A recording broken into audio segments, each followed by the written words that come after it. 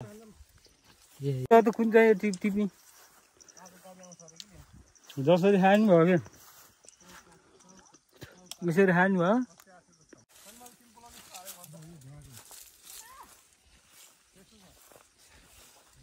अङ्गुर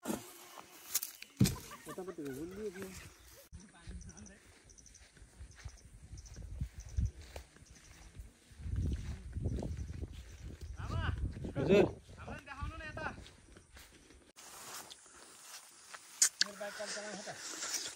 कसको नवीनले चलाउँछ नवीन यस्तो खाने धनमा अङ्गुर फल्यो भनौँ न यो चाहिँ दानावाला है छ दानावाला हो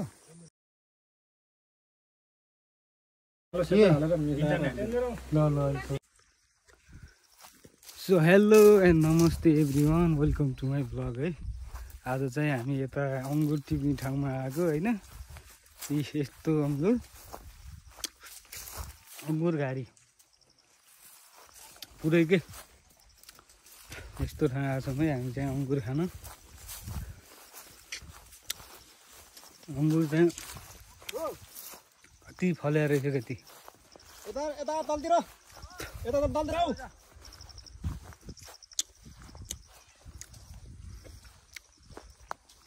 कुनै आमिलो रहेछ कुनै के रहेछ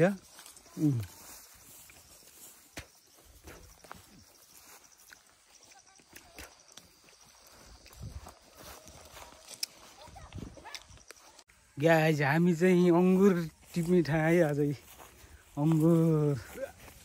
अङ्गुर खान आदि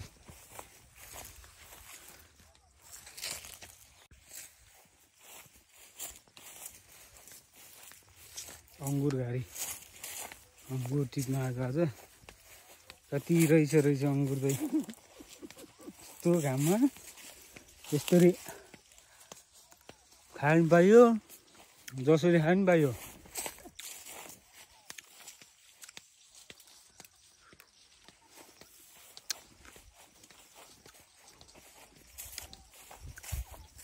यो चाहिँ घिरिङ गाउँपालिकाको 4 नम्बर वडा ल भान्जाले टोकरी ल्याए गाइस ल टोकरी ल्याएन अङ्गुर टिप्नलाई मामा एउटा उ जाओस् न त एउटा सायरी जाओस् न त यसमा है त ब्लगमै ब्लगमा है ल एकछिन नोटमा खोज्छु ल म ल गजल भन्ने होइन भान्जाले अङ्गुर टिप्दाखेरि यिनलाई गजलको याद आएछ ल सुरु गर तिम्रा आँखाहरूमा यसरी डुब्ने रहर थिएन वाह वाह वाह तिम्रा आँखाहरूमा यसरी डुब्ने रहर थिएन बन्दाबन्दी चारैतिर खुला कुनै सहर थिएन सम्हालिन नमान्ने यी अनकन्टारका भावहरू सम्हालिन नमान्ने यी अनकन्टारका भावहरू नयनमा बाटे पोखिएलान् त्यो थहर थिएन तिम्रा ती आँखाहरूमा यसरी डुब्ने रहर थिएन अरू शेर अरू 3 शेर बाँकी छ शिथिल यो शरीर अब कहाँ लगी जाउँ भन शिथिल यो शरीर अब कहाँ लगी जाउँ भन जहर काट्ने मसँग बाँकी अरू जहर थिएन तिम्रा ती आँखाहरूमा यसरी डुब्ने रहर थिएन चोट त तिमीलाई पनि महसुस हुनुपर्ने हो चोट त तिमीलाई पनि महसुस हुनुपर्ने हो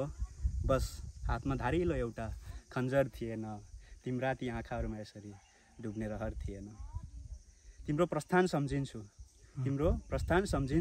आफैलाई सम्झाउँछु तिम्रो प्रस्थान सम्झिन्छु आफैलाई सम्झाउँछु तिमी हुँदा पनि त रमझम अनि खुसीका प्रहर थिएन तिम्रा ती आँखाहरूमा यसरी डुब्ने रहर थिएन वाह वाह वाह ताली कस्तो लाग्यो गाइस कमेन्ट गर्नु होला है मन परेदेखि अब चाहिँ हामी यहाँ के अरे टिप्नलाई टोकरी ल्याइले टिप्नतिर लाग्यो टङ्कु दाई चाहिँ यहाँ खानुमा व्यस्त हुनुहुन्छ आज यो भिडियो मलाई पनि है खानु व्यस्त हुनुहुन्छ टङ्कु दाई होइन हामी चाहिँ अब टिपाउनुलाई खोज त कुन चाहिँ टिप्ने जसरी खानु भयो क्या यसरी खानु भयो अब लाउने मात्र टिप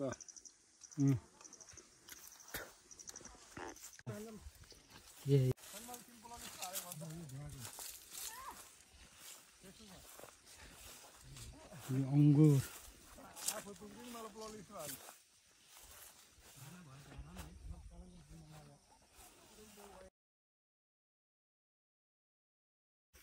ल हामी चाहिँ कालो अङ्गुरको खोजीमा है होइन कालो अङ्गुर खोज्यौँ होइन हामी अब हामी खै टोकर लिएर हिँड्या छौँ टोकर लिएर हिँडिदिया अमिलो लाग्यो अङ्गुर त्यही भएर पिरो रहेछ हो र गुलियो रहेछ भन्नु ए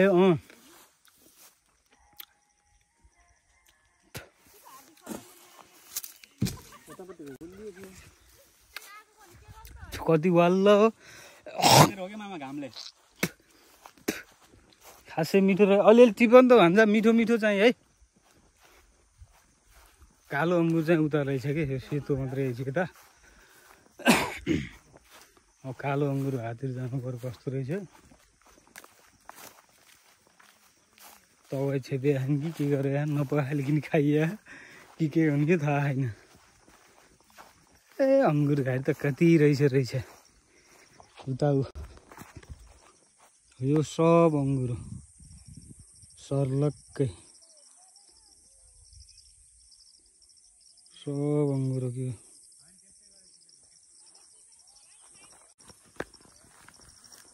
कालो अङ्गुरतिर जानु पर्यो भनेर हो यहाँ पनि रहेछ राम्रो कस्तो छ यता चाहिँ यो टिपेर सकेको जस्तो रहेछ यी त्यहाँ खासै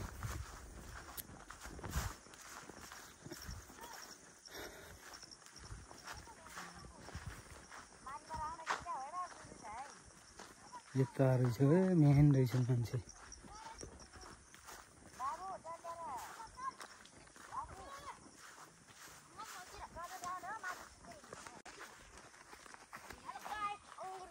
गाई अङ्गुर टिप्न आएको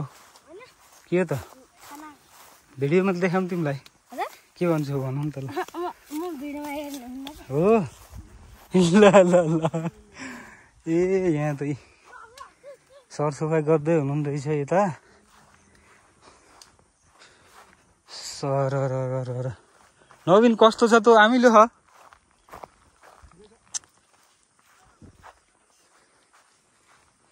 यतातिर फेरि सरसफाइ हुँदो रहेछ कामदारहरू हुनुहुँदो रहेछ त्यहाँ काम गर्ने मान्छेहरू है तेरिका गर्मी कति हो केटा हो बाँदर त आउनु होला यहाँ हुन त यार बाँदर किन आउनु पर्यो आउँछ होला यस्तो जङ्गल छ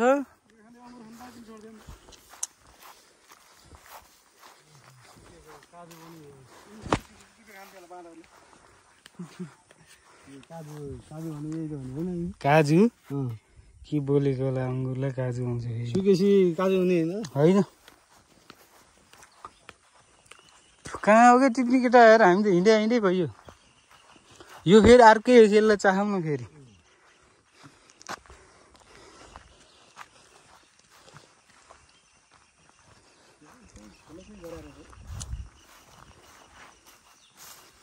यो अर्कै खाले छ फेरि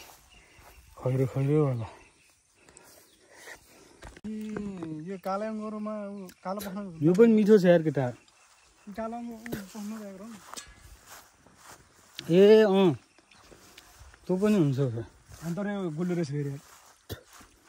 गुलियो हो त्यो सानै छ फेरि तर औषध छ छेपे भए बिरामी भनिसक्यो हामी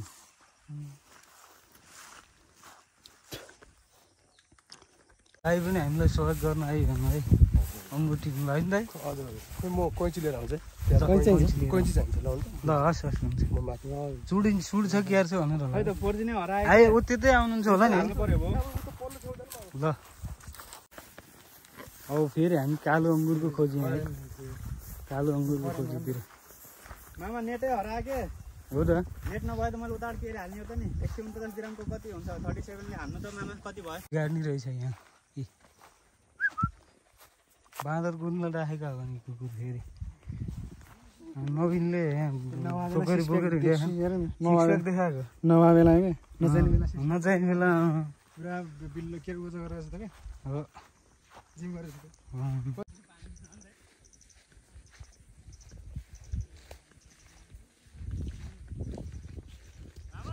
हजुर ल केटाहरू उताड आउँदैछन् है कोही नआयो यहाँ अङ्गुर खान है बाटो दुःख छ होइन आउनु भन्नु पर्मिसन गर्नु पर्यो हामीले त आफ्नो ठाउँको त बाटो बनाउनु पर्यो नि त मामा अनि बाटो त अब यो त पर्सनल हो नि त। है। यो यस्तो सजेसन के हो भने हाम्रो सजेसन चाहिँ पानी परे बेला आउँदैन नि, मौसम हेरेर अनि मोबाइलमा वेदर हेरेर अपडेट हेरेर घाम लागेको बेला यहाँको वेदरको अपडेट हाम्रो नेटमा आउला त अनि आउँछ, लगभग नजिक आइहाल्छ नि। परदेशको हेरे नि भयो, गण्डकी परदेशको यहाँ पो रहेछ त कालो अङ्गुर त अनि हजुर हो 1 किलो। सेतो पनि 1 किलो, कालो पनि 1 किलो के अनुमान दाइले थाहा होला नि अनुमान। मिठो ह काट्दा रहेछ ल। अलि ठुल्ठुला दाना टिप्नु। फेरि यो रस खाने अनि वाइन खाना त झ्याम्मै पार्ने कि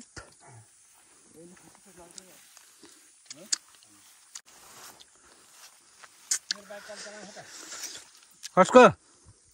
नवीनले चलाउँछ नवीन चलाउनु कदममाले कदेले नि चलाउनु हो र नत्र एउटा माथि छोडेर फेरि राम्रो त होइन।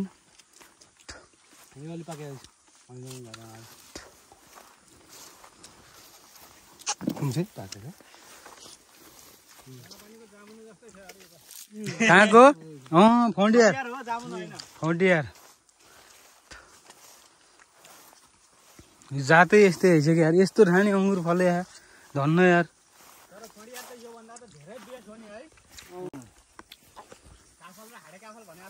यस्तो ठानी धन्न अङ्गुर फले भनौँ न। यो चाहिँ दानावाला है, दानावाला हो, गुलियो छैन। अरू जुन नर्मल अङ्गुर अरू अङ्गुरहरू जस्तो गुलियो चाहिँ छैन, तर दानावाला खाना चाहिँ मिलो आएको घाँटिया कुप्टिया चाहिँ नि भएको हो तङ्कु हजुरलाई भएको।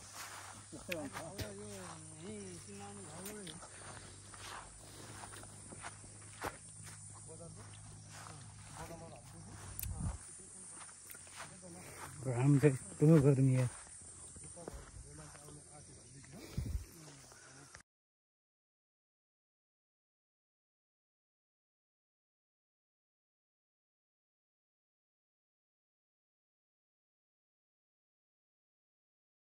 चल्ने बेला हो ल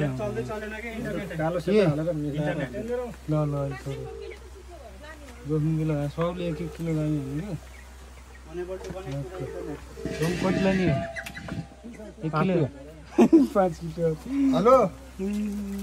त्यहाँ दिनमा आछ दाउरे पठाइदिनु माथि कहाँ गएर रहेछ फेरि? एक पाउ त दाउरे होला यार। हामी चाहिँ अङ्गुर साग फर्किएको हो, अब चाहिँ घर जानु लाग्यो है। खाजा खानु लाग्यो, खाजा खाएर घर जान्छ हो। यो ब्लग चाहिँ यही सकिन्छ है। अर्को ब्लगमा भेटौँ।